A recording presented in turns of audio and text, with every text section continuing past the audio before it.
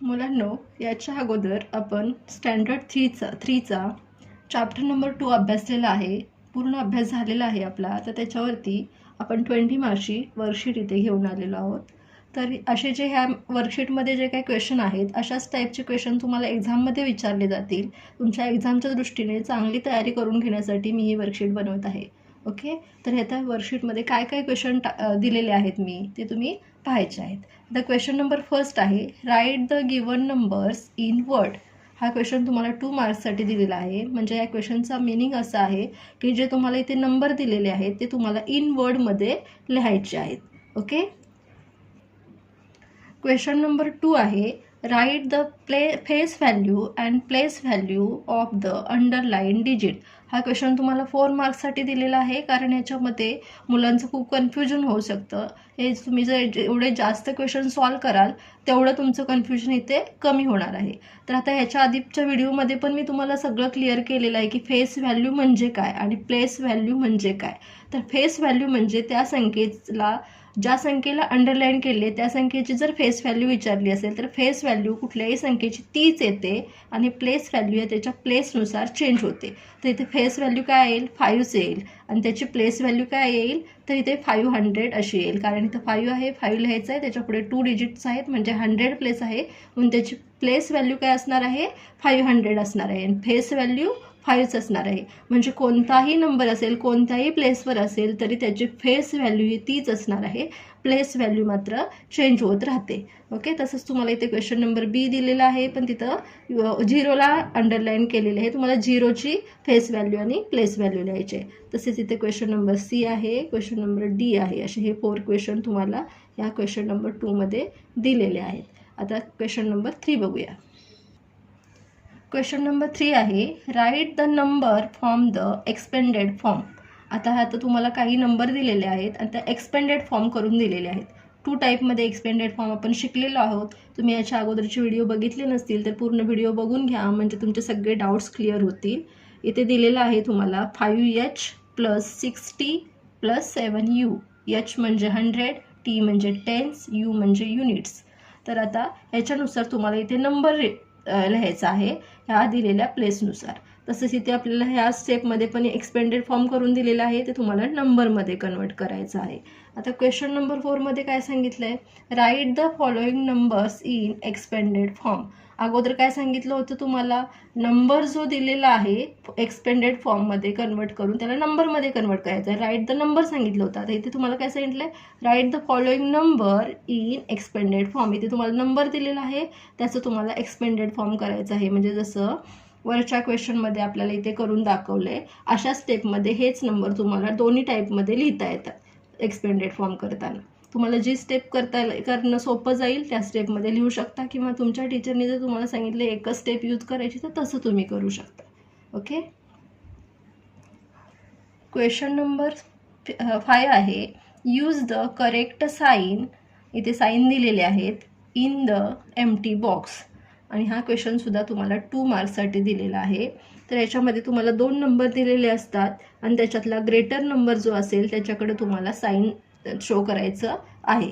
तर इथे दिलेलं आहे 721, 589. तर मी याच्या अगोदरच्या व्हिडिओमध्ये तुम्हाला सांगितलेलं आहे की ग्रेटर नंबर आणि स्मॉलर नंबर डिसाईड कसा करायचा, कोणता नंबर ग्रेटर आहे, कोणता नंबर स्मॉलर आहे, त्यासाठी ट्रिक सांगितलेले आहे. ते तुम्ही जाऊन व्हिडिओमध्ये बघायचं आहे आणि त्याप्रमाणे सॉल्व करायचं आहे. इथे दुसरा नंबर पण तुम्हाला दिला आहे 423, 723. याच्यामध्ये ग्रेटर नंबर असेल त्याच्याकडे तुम्हाला साईन शो करायचं आहे. ओके. क्वेश्चन नंबर 6 बघूया.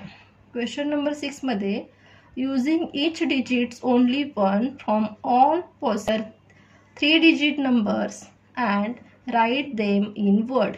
म्हणजे काय सांगितलेलं आहे, तुम्हाला इथे डिजिट दिलेले आहेत 1, 5, 6. हे डिजिट यूज करून तुम्हाला इथे नंबर्स तयार करायचे आहेत आणि जे नंबर्स तुम्ही तयार करणार आहे तेच नंबर तुम्हाला इथे इन वर्डमध्ये लिहायचे आहेत. असाही क्वेश्चन तुम्हाला येऊ शकतो. हा क्वेश्चन मी 3 मार्क्सला दिलेला, 3 मार्क्ससाठी दिलेला आहे, कारण इथे 3 नंबर्स तुम्हाला तयार करायला सांगितलेले आहेत.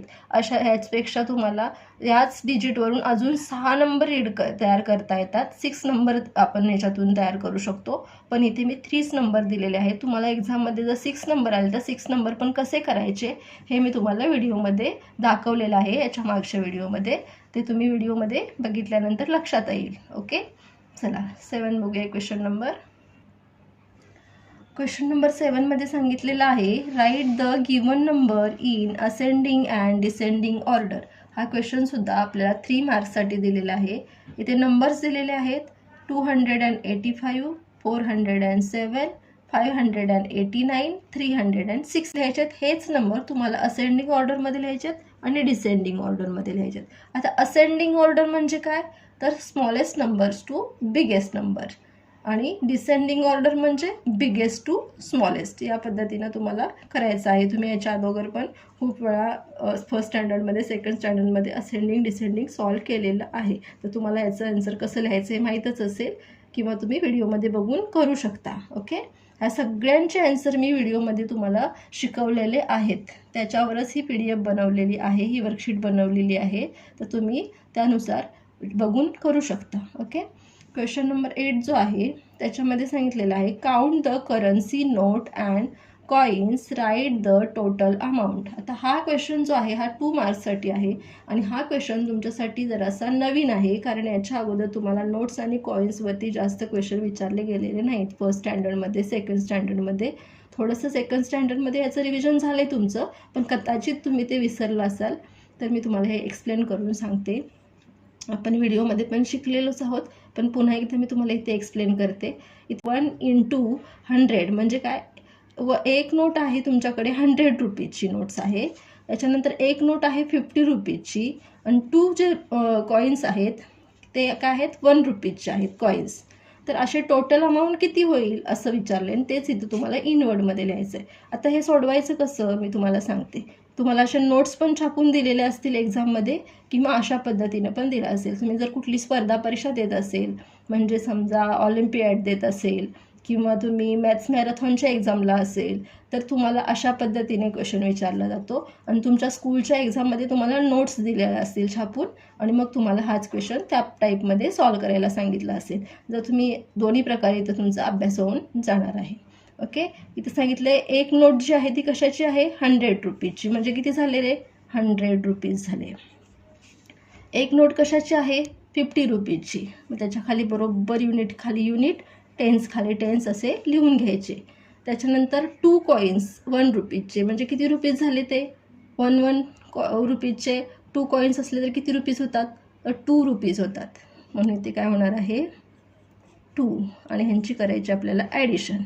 तर ॲडिशन केल्यानंतर काय होणार आहे 0 + 0 + 2 किती होतात 2, 0 + 5 5, आणि 1 आहे तसंच खाली लिहायचं आहे. म्हणजे किती रुपीज झाले 152 रुपीज. इथं दिलेलं आहे टोटल अमाऊंट रुपीज 152. इथे तुम्हाला तो नंबर लिहायचा आहे, आणि हेच संख्या आपण 152 अशी आपल्याला इनवर्डमध्ये लिहायची आहे. अशी ही 20 मार्क्सची वर्कशीट आपण पाहिलेली आहे. आता तुम्ही ही वर्कशीट डाउनलोड करून घेऊ शकता. मी तुम्हाला याची लिंक व्हिडिओच्या डिस्क्रिप्शनमध्ये देत आहे. ती तुम्ही डाउनलोड करून प्रिंट काढून घेऊ शकता, आणि सॉल्व करून तुमच्या टीचरकडून चेक करून घेऊ शकता. Okay, thank you. पुन्हा भेटूया आपण नेक्स्ट टॉपिकमध्ये.